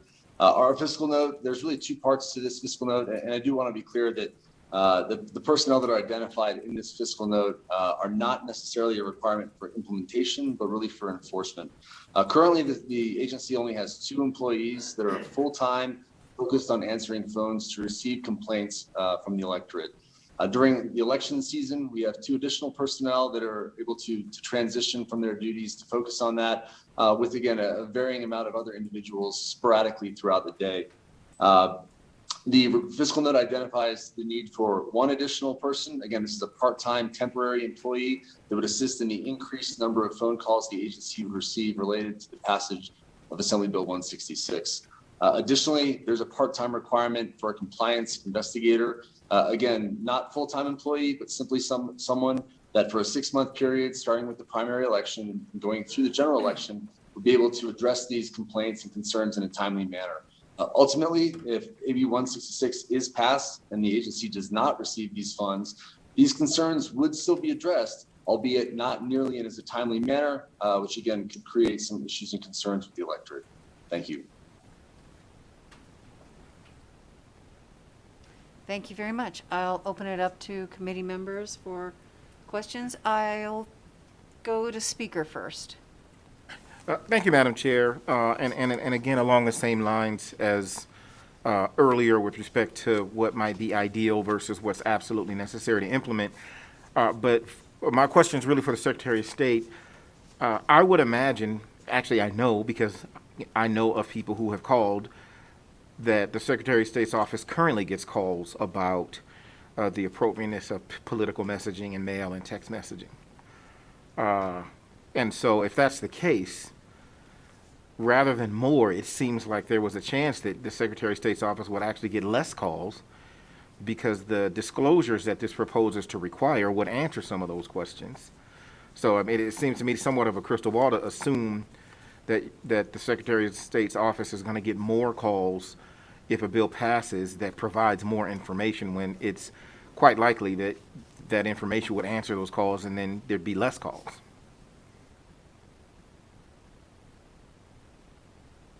Response? Thank you, Madam Chair, and thank you, Speaker, for the question. Mark Voloshin for the record. Speaker, that is certainly something that we took into consideration when we were looking at conducting our analysis of this bill. The concern, of course, is as over the years, as we've moved into more and more technology being used to encourage and spread elections-related material, the number of phone calls that we've received relating to text messages and to other emails and the like, other digital forms of communication, has only continued to go up. And we anticipate that that trend will continue, and that, frankly, that even with the passage of this bill, while that certainly would allow for certain communications to be, again, more clear, when individuals and organizations put paid for by on those text messages, that there is, of course, an increased chance that other agencies and individuals may not, creating this compliance requirement. If I can briefly follow up, Madam Chair. Thank you. And I think you kind of made my point by recognizing that with the advent of technology, you already are getting more calls. And so I think if this legislation went away, the Secretary of State's office would still get increasing calls as technology advances and folks use technology in newer ways. And so again, it feels to me like this is a legitimate concern of the Secretary of State's office, independent of this bill. And so I just think in the future, if we need to have a conversation about the tools that the Secretary of State's office needs, we should have that conversation, but not attach it randomly to bills that involve costs that the office is going to incur either way. Thank you, Speaker. I'll go to Assemblyman Roberts. Thank you, Madam Chair. And I think the Speaker covered a lot of what I was going to say, and I believe that this fiscal note is premature, that we really don't know the impact that it's going to have. To the Speaker's point, it actually could reduce some of your workload, and it would be certainly something that the Secretary of State's office could come back in the next budget cycle and and present something to justify an increase in staffing. So thank you. Thank you very much. So, committee members, any other questions at this time? Not seeing any. With that, I will go ahead and open the phone lines. Can we go ahead and go to those who are in support of Assembly Bill 166, please? To testify in support of Assembly Bill 166, please press star 9 now to take your place in the queue.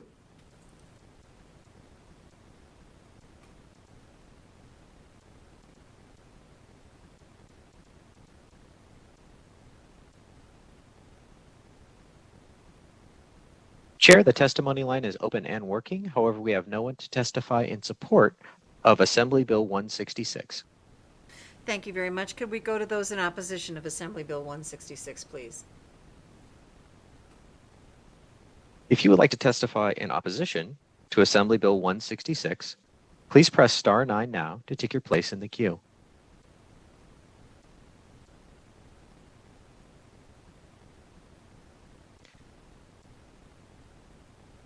Chair, the testimony line is open and working. However, we have no callers to testify in opposition to AB 166.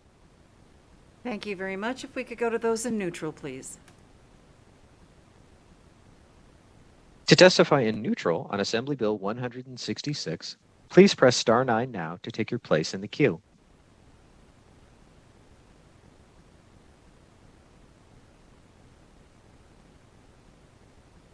Chair, the testimony line is open and working. However, we have no one to testify in neutral on Assembly Bill 166.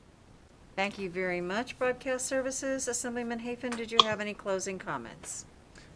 Thank you, Madam Chair. I just simply want to say thank you, and I will steal the Speaker's comments as my closing remarks. So thank you. Okay, Assemblyman Hafen goes ditto the Speaker. With that, we'll put that in the record, okay? Somebody's going to get a gold star for that this evening. We will go ahead and close the hearing on Assembly Bill 166. And our final bill this evening, committee, is Assembly Bill 188. We will invite Ms. Monroe Moreno, or actually we have DMV available. So we'll invite DMV forward to give us a brief overview of the bill. We'll ask a few questions. We'll have Ms. Kaufman brief us, and then we'll go from there. So welcome to the committee, Mr. Seaver. Thank you, Chair, and good evening, committee members. Sean Sever from the DMV, and thank you for hearing AB 188.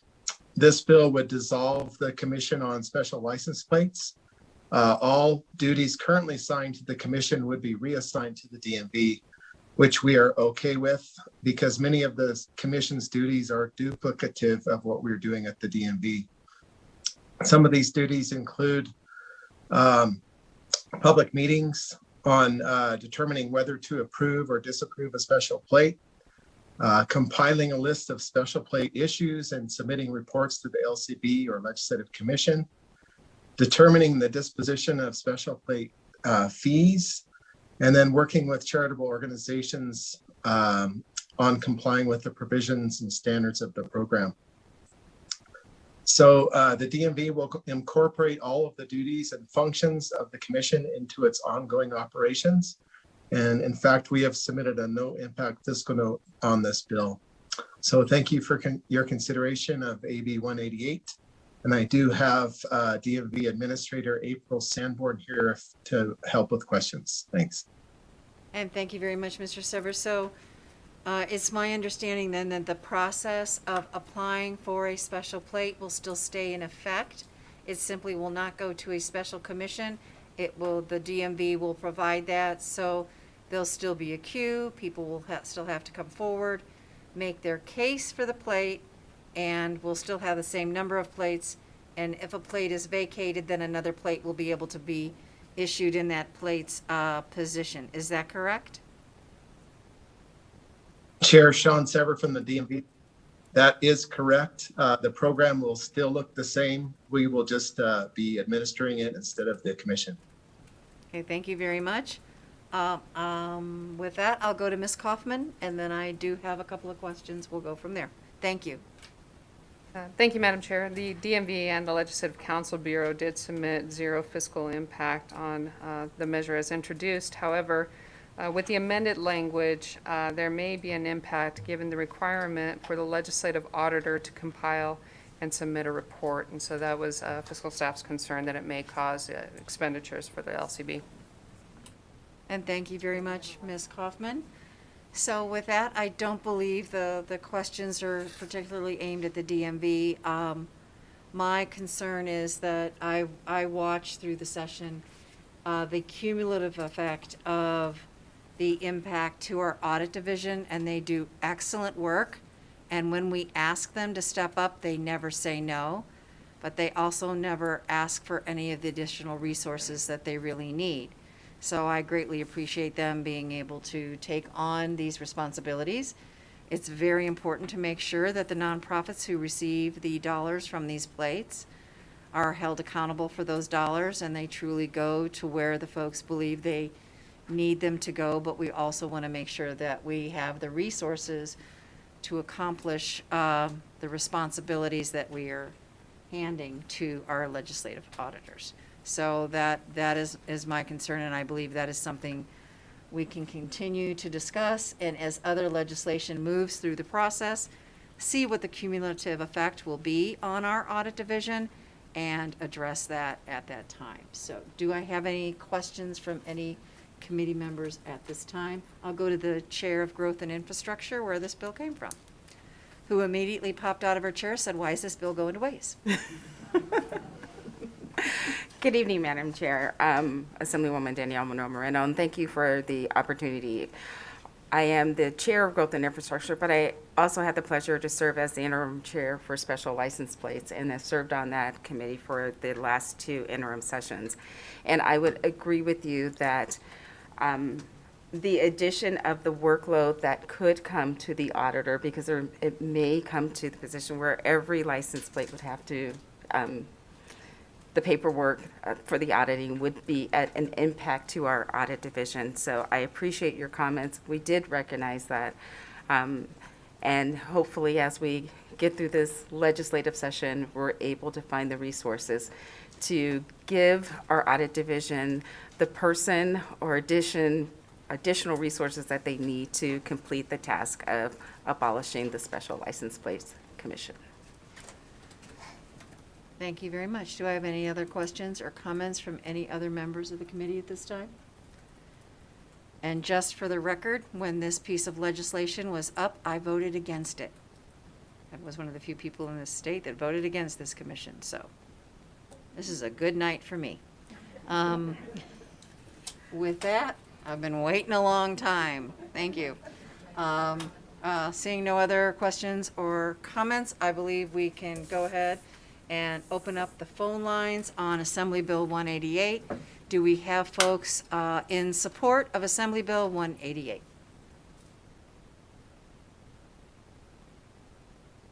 To testify in support of Assembly Bill 188, please press star 9 now to take your place in the queue.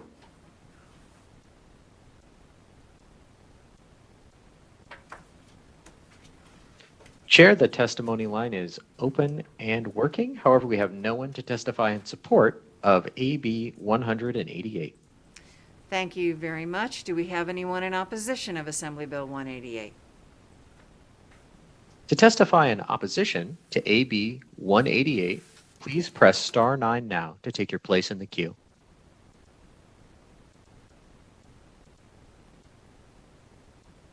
Chair, the testimony line is open and working. However, we have no callers to testify in opposition to AB 188.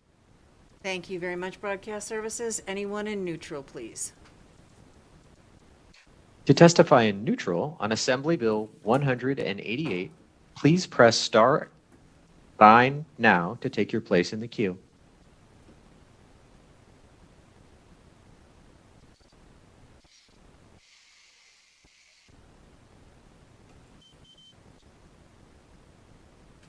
Chair, the testimony line is open and working. However, there is no one to testify neutral on AB 188. Thank you very much. I don't believe there is any need for any closing comments at this time, so I will close the hearing on Assembly Bill 188. And the over-under on this meeting was 8 o'clock, and we just about made it. So it is 8 o'clock right now, and we have finished 10 bills. So with that, committee, good work. We do have one last item on the agenda for the evening, which is public comment. So with that, I would be happy to open up the public comment line. Broadcast Services, do we have anyone for public comment this evening? If you would like to make public comment, please press star 9 now to take your place in the queue.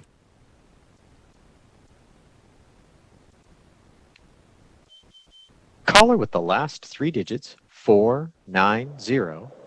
Please slowly state and spell your name for the record. You will have 2 minutes and may begin. Yeah, hello. A lot of people are talking about honest elections, fair elections. If you could introduce yourself, please. Excuse me, if you could introduce I'm yourself. sorry, Thank yes. you. Cyrus Hojati, CYRUSHOJJATY. A lot of people keep talking about fair elections, honest elections. I really, just to be honest with you, think we need to start talking about the fact that a lot of people like myself don't really see elections as real choice by the people.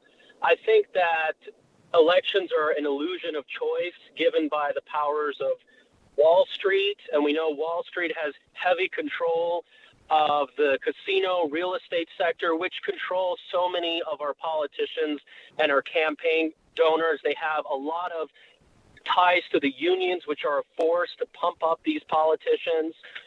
We need to also start considering the fact that the main instigator of all this is Jim Murin, which I believe he was behind the current and previous I'm sorry, governor. sir, we're not, excuse me, sir, you're not allowed to call people out personally. That's not appropriate. We do not use public comment. We do not use public comment to attack other people in the state. If you'd like to express your opinion, that's perfectly fine, but the committee will not accept attacks on other people in the state. Yeah. Okay. Well, either way, I just know that certain people greatly profited from the pandemic, And those were very few rich people. We need serious campaign finance reform. We need audit to see what's going on. The fact is that we need a nonpartisan solution to overthrow the system, or maybe we could hope an economic collapse will hopefully change the game. But I don't feel that our government, state, local, and federal, represents the will of the people. We have to consider something that is more representative of everyday Americans, not a handful of wealthy donors. Thank you. Broadcast Services, do we have anyone else for public comment? Chair, the public comment line is open and working. However, we have no more callers at this time. Thank you very much, Broadcast Services, for all of your assistance in helping us be successful this evening. We greatly appreciate it. Committee members, thank you for all your hard work, time, and attention. I will see you Friday after Senate Finance and Ways and Means meets. We will have an independent meeting back in this room to process some more bills Friday morning. So I will see you then. Thank you all very much. Good night.